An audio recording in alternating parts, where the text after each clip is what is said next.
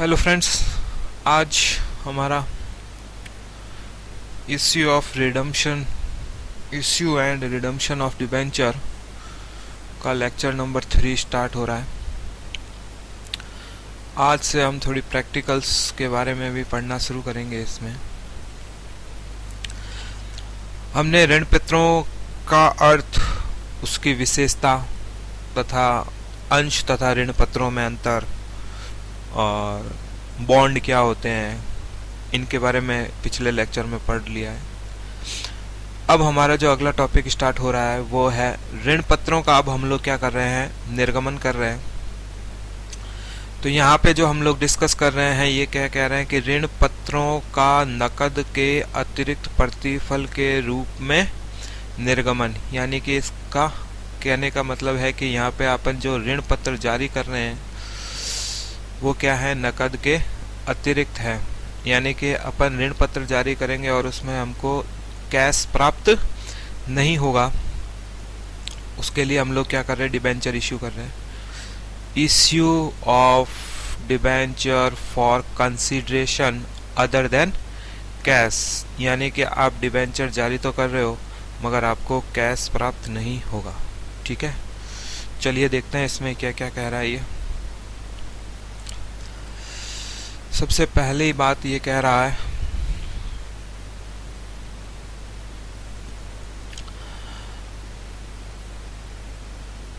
ये क्या कह रहा है, ये कह रहा है कि जब कोई कंपनी किसी संपत्ति को खरीदती है, किसी संपत्ति को खरीद रही है या कोई चालू व्यापार खरीद रही है, कोई कंपनी क्या कर रही है, कोई एसेट्स परचेज कर रही है या फिर बिजनेस परचेज कर रही है, तो उससे विक्रेता को भुगतान के रूप में ऋण पत्रों का निर्गमन कर देती है।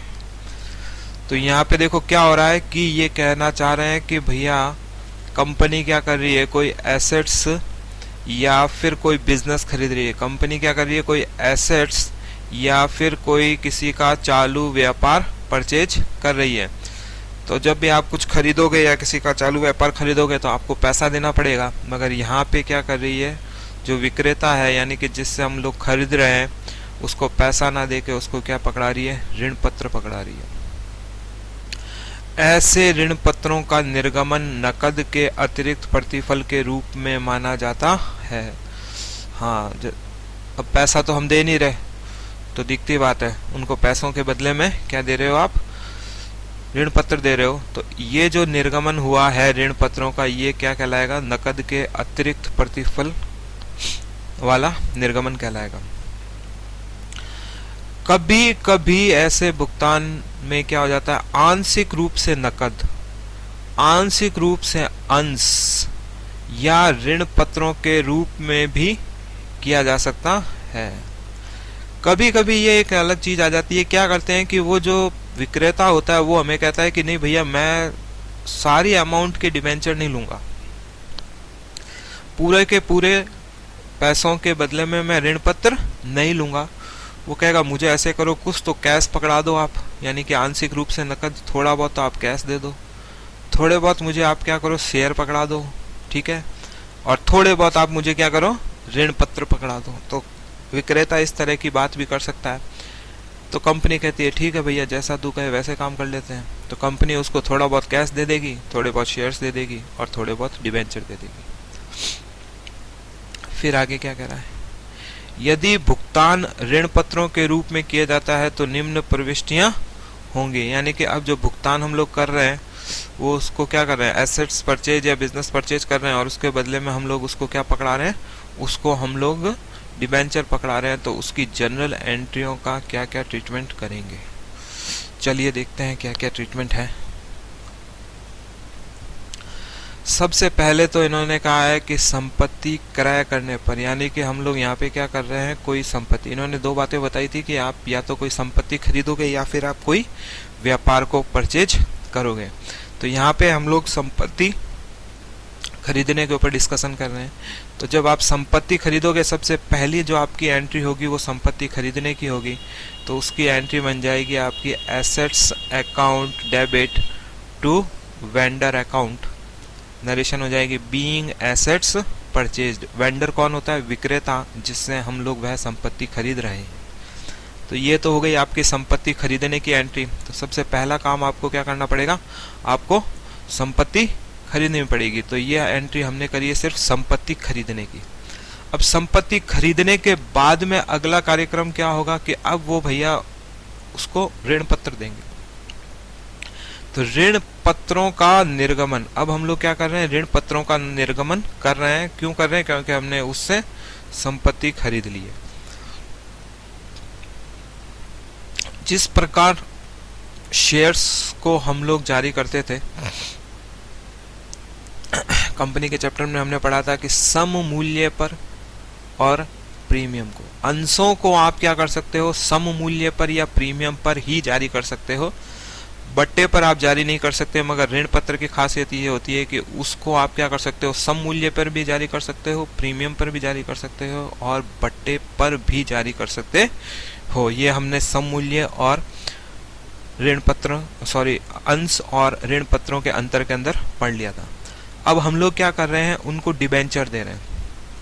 डिबेंचर दे रहे हैं तो सम मूल्य पर डिबेंचर दे रहे हैं। सम मूल्य का आपने पहले पढ़ा हो तो ध्यान होगा, जिसका तात्पर्य क्या हो जाता है कि सम मूल्य का मतलब निकल जाता है कि अगर जब कोई डिबेंचर 100 रुपये का है तो आप उसको जारी भी कितने में कर रहे हो? 100 रुपये में ही कर रहे हो। तो ये जो बात होती है ना कि यानी कि आपका जितना उसकी फेस वैल्यू अंकित प्राइस है और जितना उसका निर्गमन है वह क्या है? एक समान है। तो उसको क्या बोलते हैं? उसको बोलते हैं सम मूल्य पर निर्गमन। ठीक है। तो सम मूल्य पर निर्गमन के अंदर सबसे पहले करेंगे vendors account debit to debenture. Vendors account debit to debenture, और डिबेंचर वो क्वेश्चन में दे रखा होगा कितना प्रतिशत का है, तो वो इसके आगे लगा देंगे कि टू 10% डिबेंचर, टू 15%, 20%, जितना भी दे रखा होगा।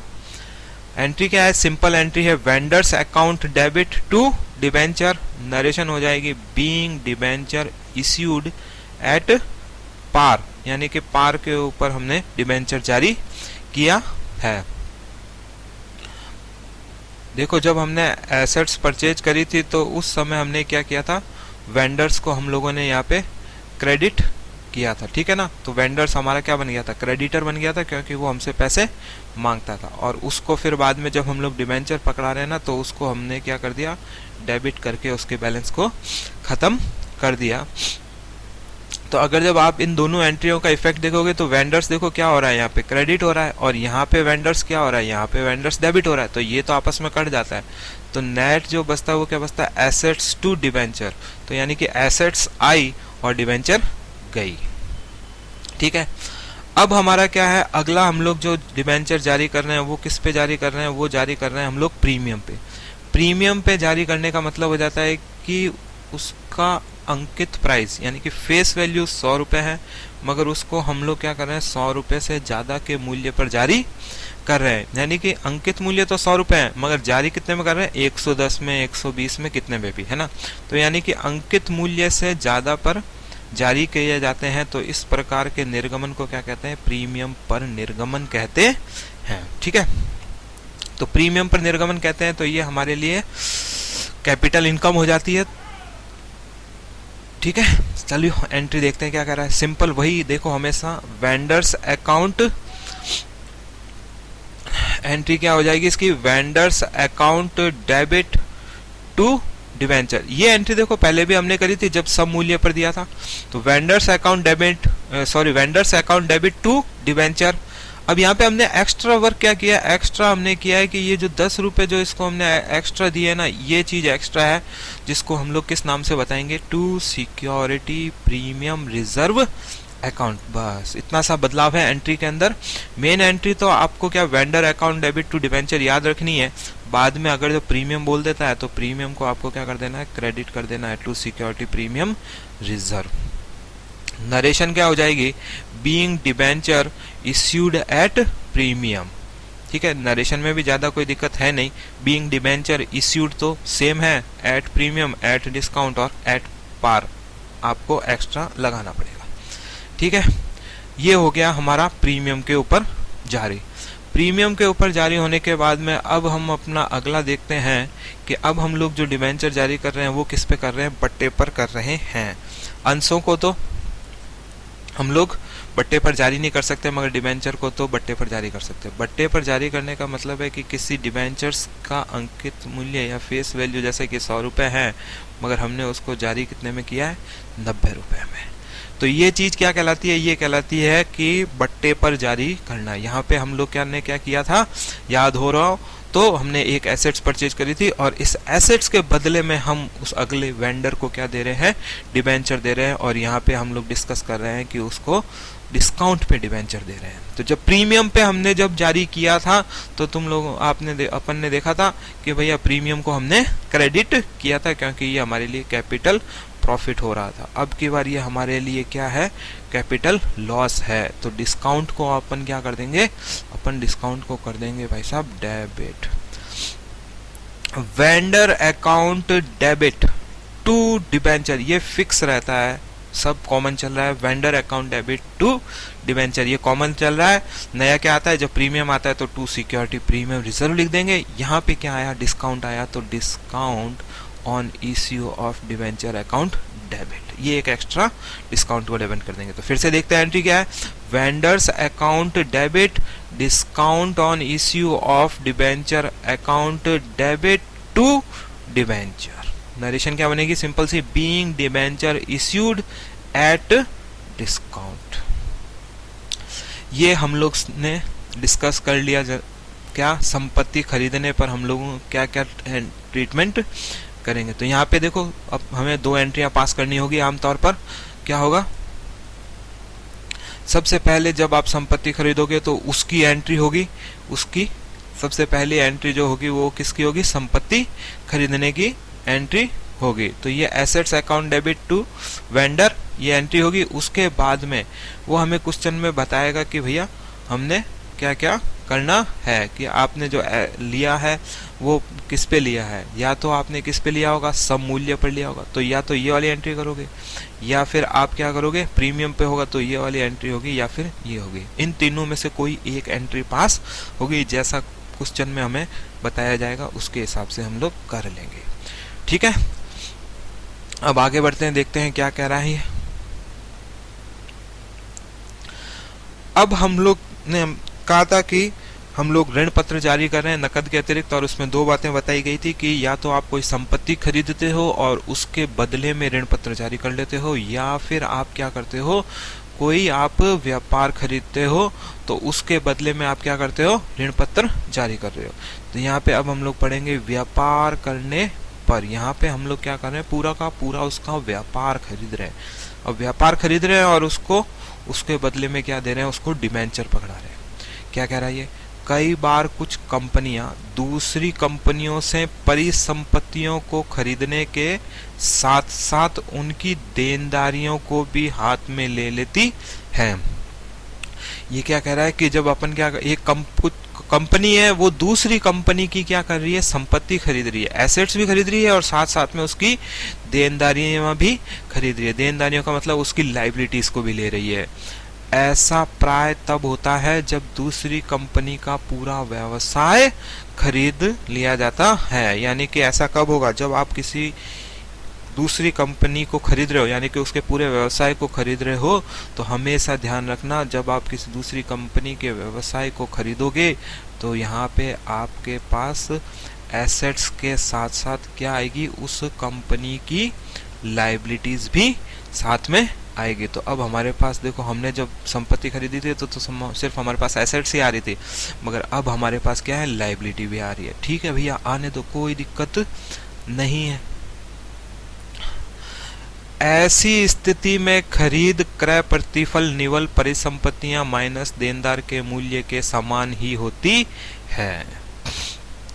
ये यहाँ पे क्या कह रहा है, एक नया शब्द आया है, क्रय प्रतिफल। क्रय प्रतिफल का मतलब क्या होता है कि देखो हम लोग क्या कर रहे हैं, हम लोग किसी व्यवसाय की आप क्या कर रहे हो, उसकी एसेट्स को खरीदोगे, ठीक है, उसमें से उसकी जो लाइबिलिटीज है उसको माइनस कर दोगे और फिर जो बैलेंस बचेगा ना, वह क्या कहलाता है, ये जो बैलेंस बचा है ना, ये क्या कहलाता है? ये कहलाता है क्रय प्रतिफल, यानी कि परचेज कंसिडरेशन। तो ये वाला पैसा जो है हम उसको दे देते हैं कि भैया तेरी एसेट्स इतनी थी और तेरी लाइबिलिटी इतनी थी, उसमें से हमने क्या कर दिया, तेरे एसेट्स में से तेरी लाइबिलिटी को माइनस कर दिया और ये तेरा बैलेंस का पैसा पकड़ ली। उसको कहते हैं क्रय प्रतिफल। ये जो बैलेंस का राशि है ना, इसको बोलते हैं क्रय प्रतिफल, यानी कि परचेज कंसिडरेशन।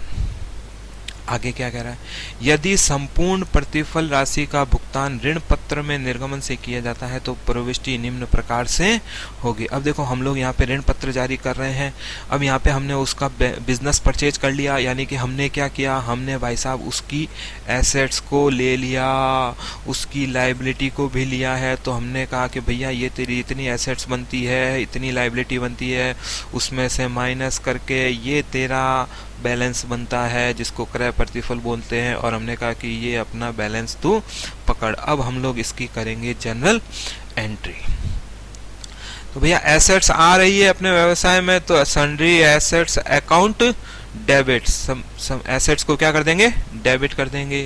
यहाँ पे देखो लाइबिलिटी एक एक्स्ट्रा आ रही है, तो टू सन्ड्री लाइबिलिटीज क्रेडिट हो जाएगी और जो बैलेंस का अमाउंट हम लोग उसको पकड़ाएंगे वो शो हो जाएगा टू वेंडर्स के अंतर्गत।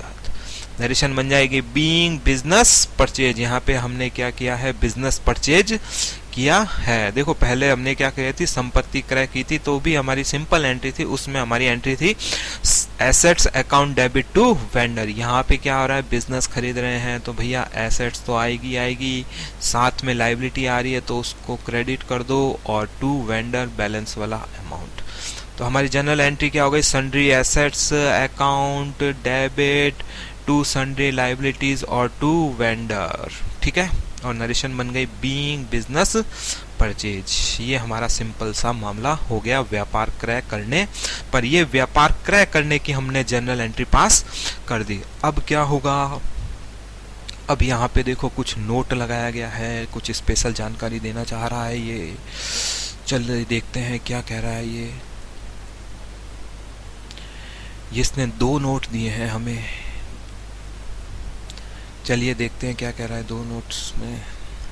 ये कह रहा है यदि किसी स्थिति में, कौन सी स्थिति में भैया, ये कह रहा है कि संपूर्ण व्यवसाय को अधिकृत किया जाता है। हाँ ठीक है, हम लोग पूरा व्यवसाय खरीद रहे हैं और यदि निवल परिसंपत्तियां यानी कि जो एसेट्स हैं खरीद की राशि से अधिक राशि के ऋण पत्र जारी किए जाते हैं तो इसके अंतर को आधिक्य को ख्याति खाते के मूल्य के रूप में निरूपित किया जाता है। अच्छा, ये क्या बात कही इसने, बहुत ही जबरदस्त बात कही है। ये क्या कह रहा है, ये कह रहा है कि ये देखो ख्याति खाता एक नया आ गया। इसका कहने का मतलब कुछ नहीं है, सिंपल सी बात कह रहा है। ये क्या कह रहा है, ये कह रहा है कि हम लोग क्या करते हैं, जैसे कि हमारी एसेट्स हैं, ठीक है, मान लो कि एसेट्स हैं आपकी 1 लाख, फिर ये हो गई आपकी लाइबिलिटीज, ये मान लेते हैं हम लोग 50,000 हैं, तो वेंडर को हम लोग कितने रुपए पकड़ाएंगे, वेंडर को हम लोग पकड़ाएंगे 50,000। मगर कभी कभी क्या होता है कि वेंडर को देने कितने थे, 50,000, मगर हम लोग अगर जब 50,000 के बदले में उसको कितने रुपए पकड़ा दें, उसको हम लोग पकड़ा देते हैं 60,000 रुपए। कितने पकड़ा दिए, 60,000 रुपए में। तो यानी कि जो परचेज कंसिडरेशन है, वेंडर को देना कितना था, वेंडर को 50,000 देना था। क्यों, क्योंकि 1 लाख की एसेट्स थी, 50,000 की लाइबिलिटी थी, मगर हमने उसको 50,000 देने थे, उसके बदले में हमने उसको कितने दिए, हमने उसको दिए 60,000 रुपए। तो उन परिस्थितियों में जो डिफरेंस आ रहा है, देखो डिफरेंस कैसे आएगा, ये देखो यहाँ पे क्या लिखा हुआ है एंट्री में, तो एसेट्स, सन्ड्री एसेट्स डेबिट कर दो, तो ये सन्ड्री एसेट्स को हम लोग डेबिट करते हैं 1 लाख रुपए से, ठीक है। फिर कह रहा है कि लाइबिलिटी को कितने से क्रेडिट करना है, लाइबिलिटी को करना है 50,000 से। अब देखो 1 लाख एसेट्स है, 50,000 लाइबिलिटी है, तो वेंडर होना कितना चाहिए सर, 50,000 से ही होना चाहिए था, मगर वेंडर को आपने क्रेडिट किया है कितने से, 60,000 से। तो यहाँ पे देखो क्या हुआ, फिर से देखते हैं, सन्ड्री एसेट्स हमने डेबिट करी है 1 लाख से और लाइबिलिटी को हमने क्रेडिट किया 50,000 से, तो वेंडर को कितना देना चाहिए था, 50,000, मगर हमने दिया कितना है उसको, 60,000 दिया है। तो यहाँ की टोटल करोगे तो देखो कितना आ रहा है, यहाँ की टोटल करने पर आ रहा है 1,10,000। तो उस परिस्थितियों में जो 10,000 जो एक्स्ट्रा है वो हम कौन से अकाउंट में डेबिट करेंगे, वो हम लोग करेंगे गुडविल अकाउंट में, यहाँ पे 10,000 लिख देंगे, तो ये हो जाएगा बैलेंसिंग फिगर। बस यही बात ये बताना चाह रहा था कि कभी कभी क्या होता है कि एसेट्स में से लायबिलिटी को माइनस करते हैं, तो जो हमारा परचेज कंसिडरेशन जितना बनता है उससे ज़्यादा का हम भुगतान कर देते हैं, तो वो जो अंतर की राशि है, जो एक्स्ट्रा जो आप पेमेंट कर रहे हो, ये देखो ये 10,000 जो आप एक्स्ट्रा पेमेंट कर रहे हो, उसको आपको प्रदर्शित करना है कौन से अकाउंट में, गुडविल अकाउंट में। बस ये इतनी सी बात कहना चाह रहा है, ज़्यादा कुछ कह नहीं रहा है।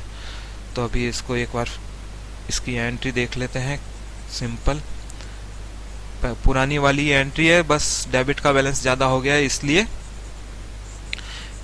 इसने क्या किया है, उसको गुडविल यहाँ पे, सॉरी डेबिट का क्या, क्रेडिट का बैलेंस ज़्यादा हो गया है, इस वजह से आप इसको डेबिट में क्या करोगे, गुडविल अकाउंट को डेबिट करके इक्वल कर लोगे। तो आपकी जनरल एंट्री यहाँ पे आपको क्या बनानी पड़ेगी, एक नई चीज़ जोड़नी है आपको, goodwill debit, sundry assets account debit, goodwill debit to sundry liabilities और to vendor, same narration being business purchase.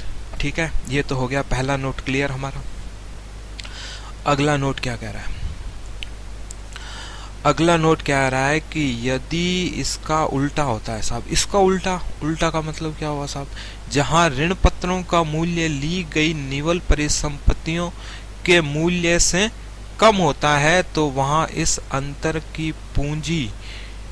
की पूंजी को कौन से खाते में आरक्षित करते हैं, उसको अंतर को ये कह रहा है कि आपको आरक्षित संचय रिजर्व में, जिसको इंग्लिश में बोलते हैं कैपिटल रिजर्व अकाउंट में क्रेडिट करना है। अब यहाँ पे क्या हो गया साहब, देखते हैं, यहाँ पे देखो ज़्यादा कुछ नहीं हुआ है, उसका उल्टा हुआ है।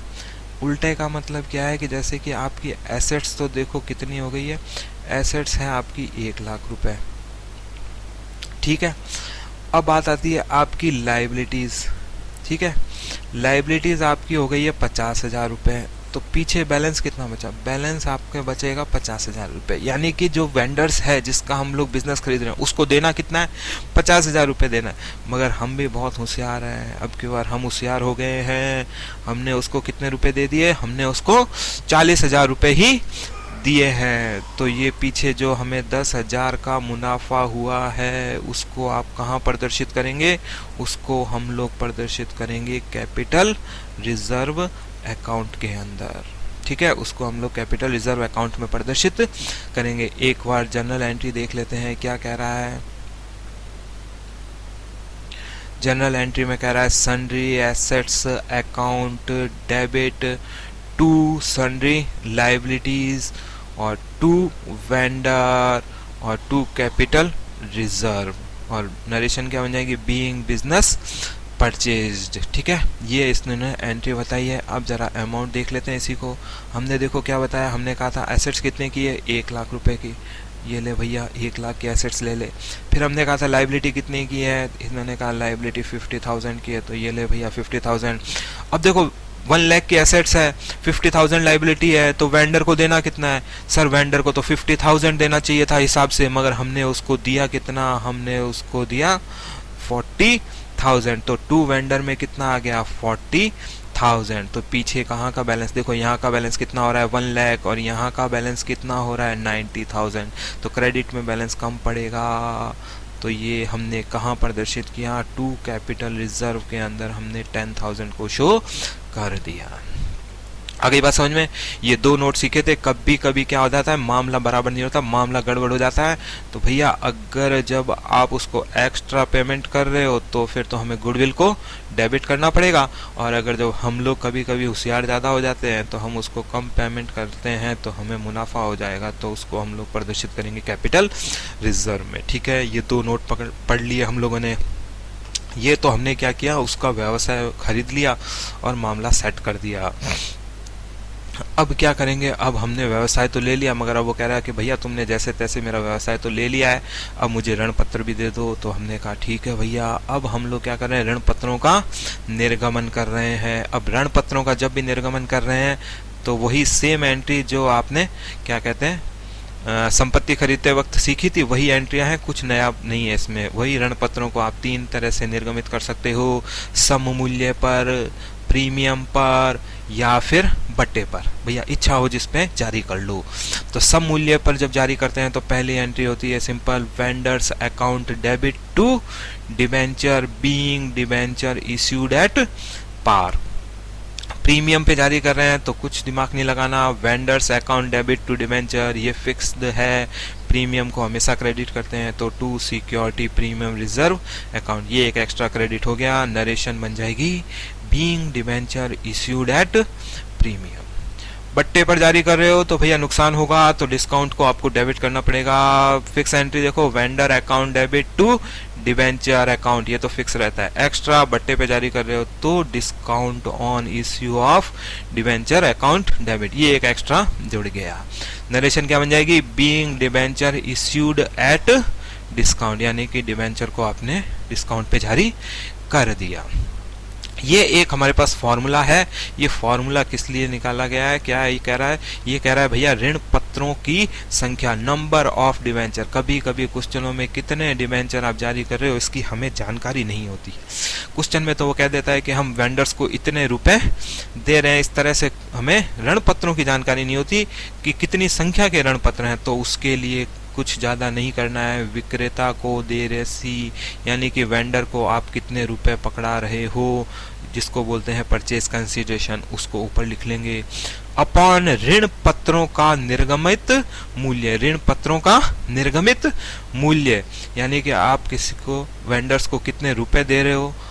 ठीक है, जैसे हम लोग मानते हैं कि मैं वेंडर्स को कितने रुपए दे रहा हूँ, 1 लाख रुपए वेंडर्स को मैं दे रहा हूँ। फिर ऋण पत्रों का निर्गमन, अगर जब मैं कहता हूँ कि पहला केस ले लो आप, पहले केस में यानी कि कितने पे निर्गमित कर रहा हूँ, सम मूल्य पर, तो 100 रुपए का डिबेंचर है तो डिवाइडेड कर दो कितने से, 100 रुपए से। अब इसी में अगर जब वही क्रय प्रतिफल कितना है, 1 लाख रुपए, मगर अब मैं किस पे जारी कर रहा हूँ, मैं जारी कर रहा हूँ साहब प्रीमियम पे। तो प्रीमियम पे जारी कर रहा हूँ, मान के चलो जैसे 10% प्रीमियम पे कर रहा हूँ तो 100 + 10। आ गई बात समझ में। उसके बाद में मैं एक और परिस्थितियां आती है कि मैं किस पे जारी कर रहा हूँ साहब, बट्टे पे जारी कर रहा हूँ, तो भी कोई चिंता की बात नहीं है। आपका क्रय प्रतिफल परचेज कंसीडरेशन तो 1 लाख है, कितने पे जारी कर रहे हो, 10% डिस्काउंट पे, तो 100 रुपए का डिबेंचर है, माइनस कर दो 10 रुपए। तो ये जो अमाउंट निकली है ये क्या कहलाती है, निर्गमित मूल्य। इसका भाग दे देंगे तो हमारे पास ऋण पत्रों की संख्या ज्ञात हो जाएगी।